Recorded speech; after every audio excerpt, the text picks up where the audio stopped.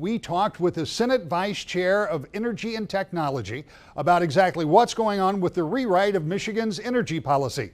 Here's Senator John Prose. Senator, you've got a unique seat when it comes to looking at energy issues, and I know that one of those that you're looking at is a big rewrite in the way we'll deal with energy going forward here in the state, and we'll get to that. But first, let's talk about one that may be on the top of mind for a lot of people.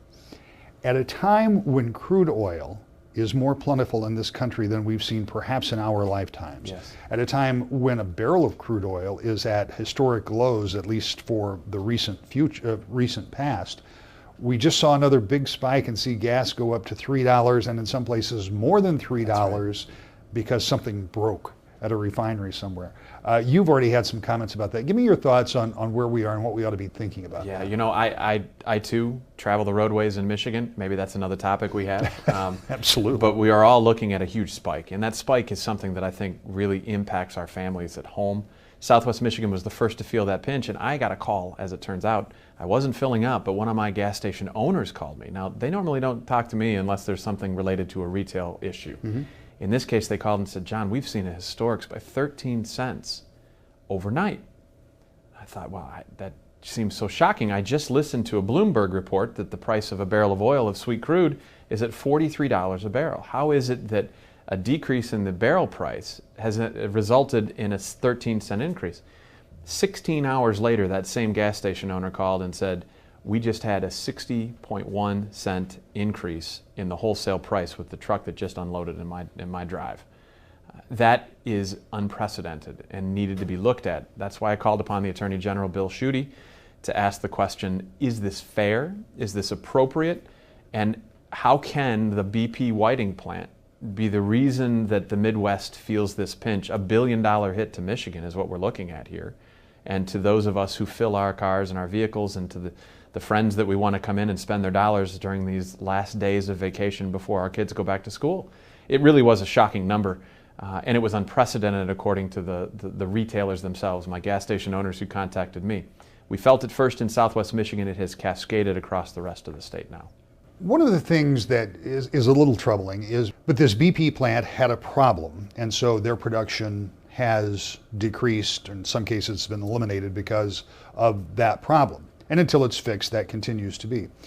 Other refineries have no problem, but supply and demand dictates that they can get more for their product. That's right. As a Republican who I suspect supports capitalism, that's part of the plan in some ways. But does it seem logical, and perhaps this is why you're asking for this investigation, that one refinery can have one problem and that can dominate the price scale for all of the rest of us? That's exactly the question that I'm asking, Rick. And when I look at the supply-demand curve and the supply-demand issues, we have transportation as a part of that too. So pipeline, truck, whatever it is that we're going to utilize to get the refined gasoline to the pump, that's going to have some impact then also from the distribution side of the equation. So it's clear that there's a constraint in the manufacturing process. And my question isn't necessarily the supply-demand issues. I did okay in that class, by the way. In my estimation, though, we have to be looking at whether or not it is being handled fairly, and then ask the next question, which is, how is it that we don't have the refining capacity to be prepared for mechanical breakdowns, which I'm certain are common in manufacturing processes? And as for free market, I support the free market. Let's let the free market manage its way through the ups and downs of manufacturing failures. You know, one of my constituents asked the question, well, John, you know what? I don't pay for a recall on a vehicle that had a breakdown because they failed to make it correctly. They failed to fix it correctly, and it's caused a safety concern on my car. Instead, who eats that cost? The manufacturer eats that cost. We can't make an apples-to-apples comparison, but I do believe we can look at this and say, why is it we're so dependent upon one facility? And as it turns out, the governor's showing an interest in this too. The Energy Office, that Valerie Brader is the energy director for the governor, she says that 20% of all of the BP refineries' oil that gets refined into gasoline is in our marketplace in the state of Michigan. So that 20% hit in the state of Michigan. Now cascade that out amongst all the other states in the Midwest. The East and West Coasts are not feeling this pinch. From a supply-demand side of the equation, we're taking the hit for a failure of a manufacturing process. It's an interesting conversation because as one who moved here a couple of decades ago, I was surprised by the volatility of the price of fuel here versus other places where I've been that didn't have those same constraints. And I understand and appreciate the fact that the answer is not just, well, build a new refinery, because that's a big, big dollar and cent investment, Sure. and I get that.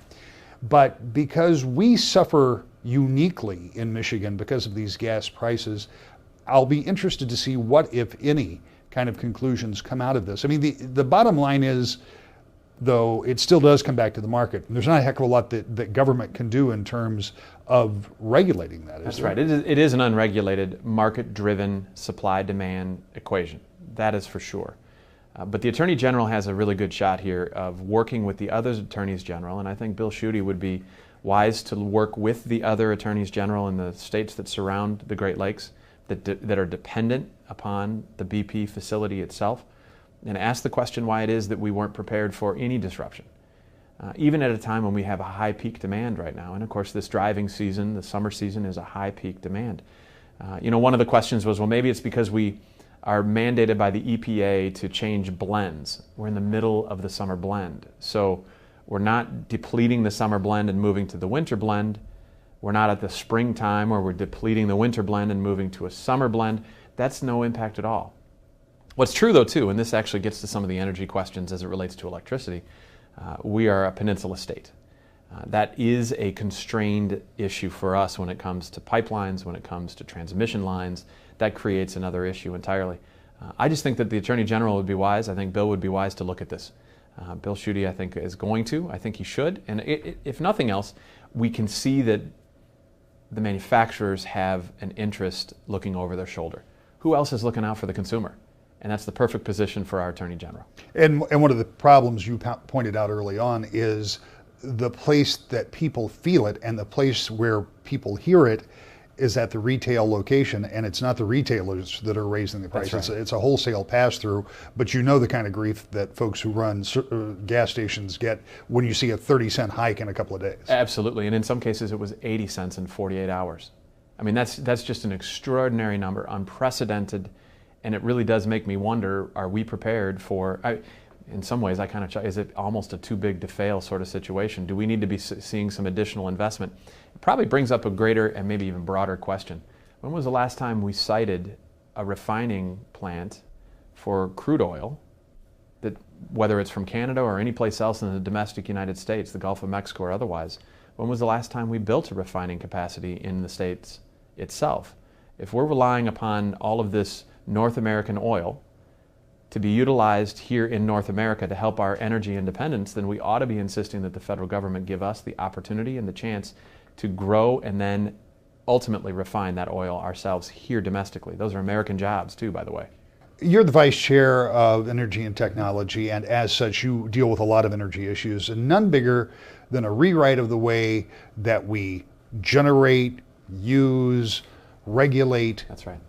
Energy coming into our homes and businesses. And I know that you, along with Chairman Knopf and your counterparts on that committee, and as well as over in the House, are working now. As you said, the horses are past the starting gate. They're in the chute, perhaps, getting ready to go, but it still has a ways to go. This is a very complex issue, and people's eyes tend to kind of gloss over when you start to talk to them, because it's about having alternative energy companies other than the big two or three come in. It is about how we produce it, what the federal government is going to say about the way we can produce energy in the state, all of those issues. So try to explain it to somebody like me who doesn't deal with it every day like you do. Right. So Senator Knopf, Mike Knopf of the Battle Creek area, of course, is chairman of the Energy and Technology Committee. I serve as his vice chair.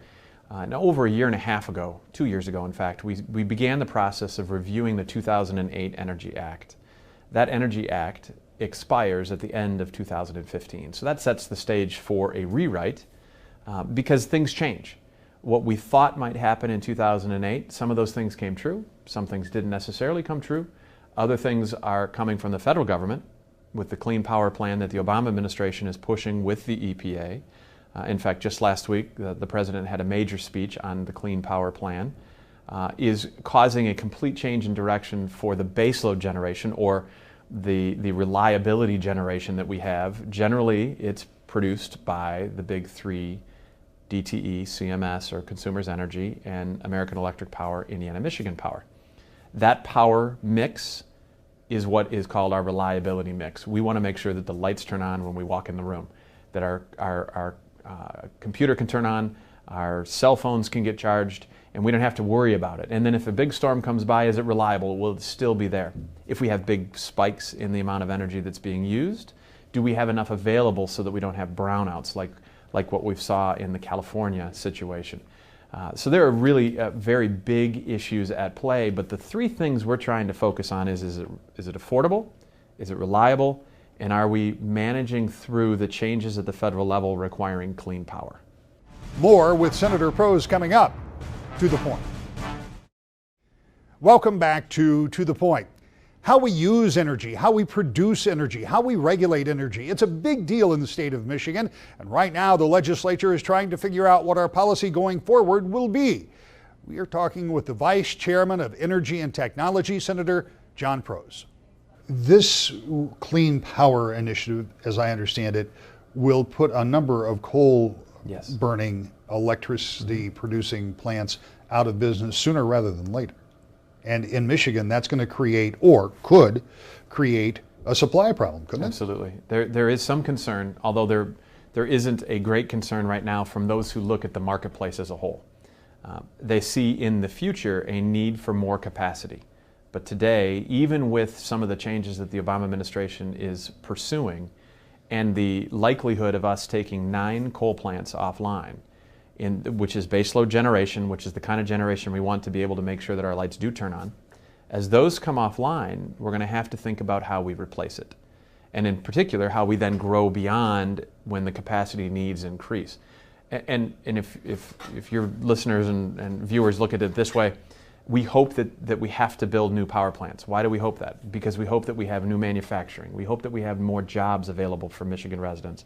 We hope that we keep our kids in Michigan so that they can fill those jobs that are growing in the state. And we hope also that economic growth leads to us needing to build new generation. So if the federal government says we're shutting down coal, which we're about 62, 63% dependent upon coal today, we were as high as 76, 78% just a few years ago, we're going to have to find ways to replace that coal.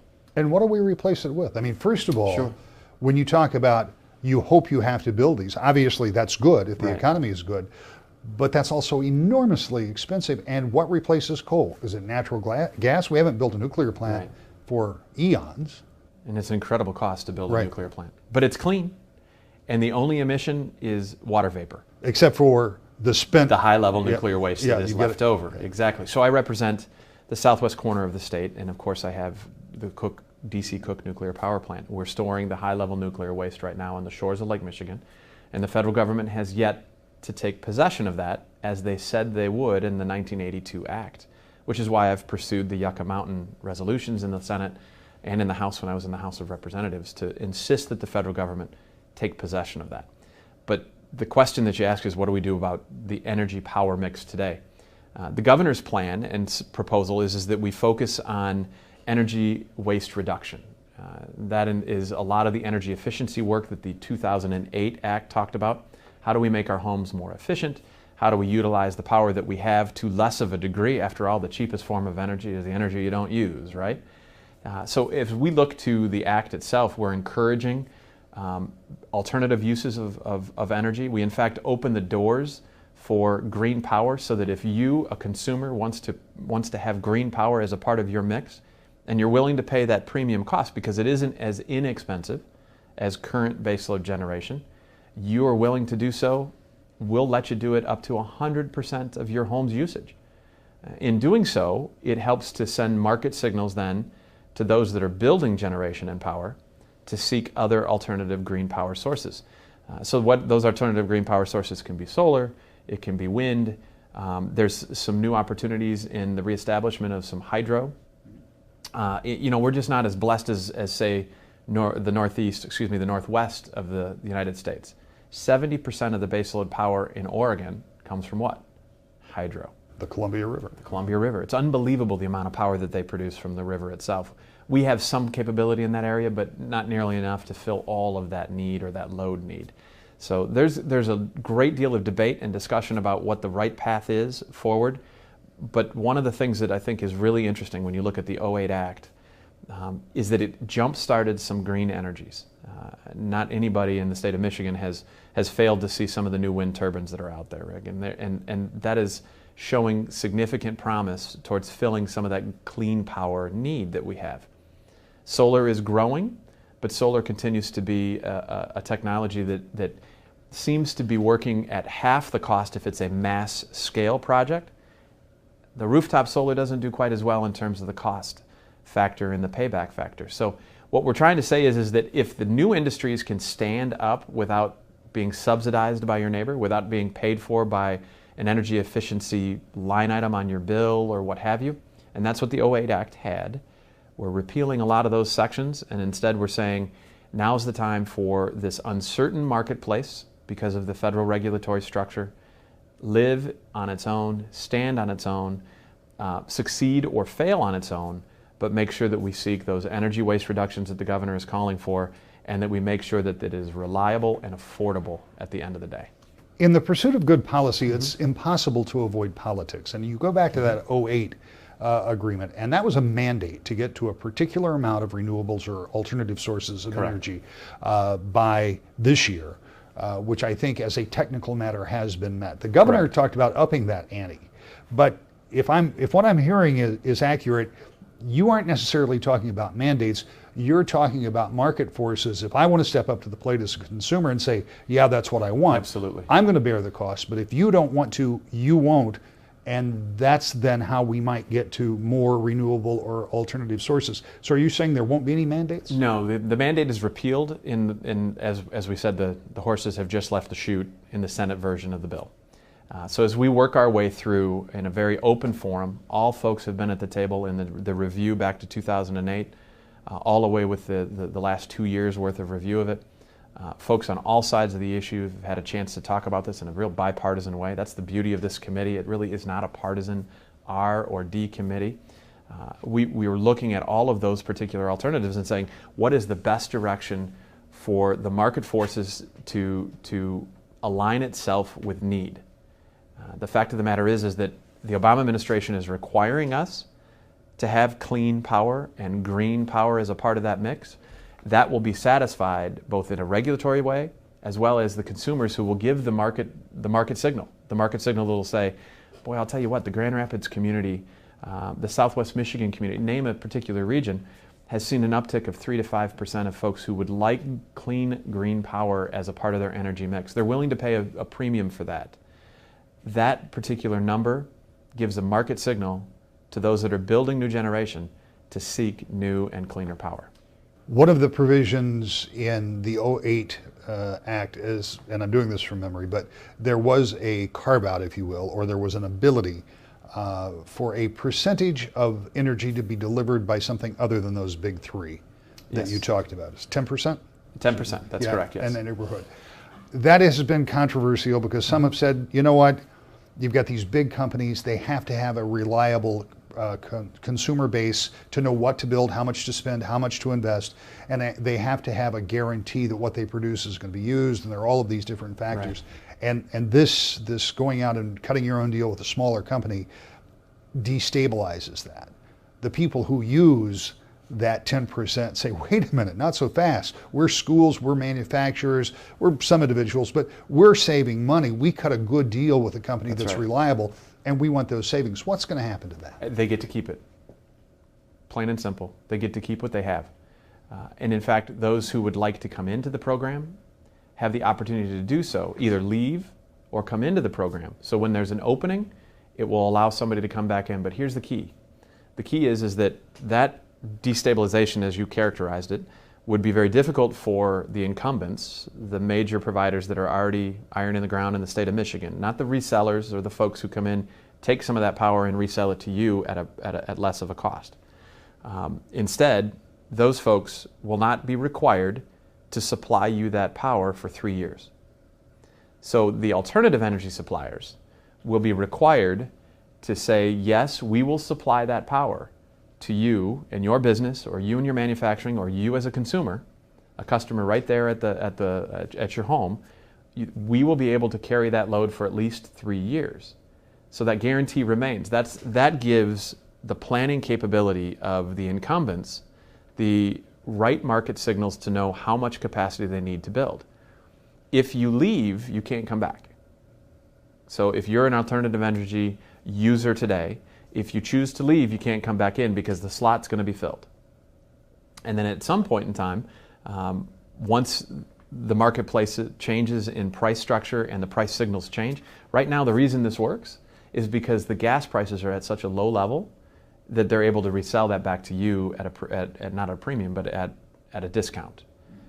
But if gas prices go up above the $3 and $4 mark where it is today in terms of natural gas, up to the $10, $11, and $12 mark where it has been in the past, guess where those folks go? They come back to the regulated utility in the state of Michigan, and they may or may not be able to hold that capacity to be able to provide that to you as a manufacturer, or a school, or otherwise. So what we say is, absolutely, keep what you have. You're grandfathered in. But if you choose to leave, you can't just be flipping back and forth between the regulated entity and the unregulated entity. We're going to run out of time before we can fully discuss that, because there are going to be people say, wait a minute, that creates a huge disincentive for me to move out of this regulated group, because there's that fear factor that if something happens badly over here, I don't have any power coming into my And house. that just identified the problem that the incumbents have when looking out at their portfolio and saying, how are we going to build enough generation to take care of the load need as we take coal down, increase green power, and have more requirements from the federal government to satisfy those things? They need to have the market signals that give them the chance to be able to go to investors on Wall Street as the regulated utility to build the kind of capacity that's necessary to keep reliability for our customers in Michigan. Our thanks to Senator Prose. We're back with more To the Point in just a moment.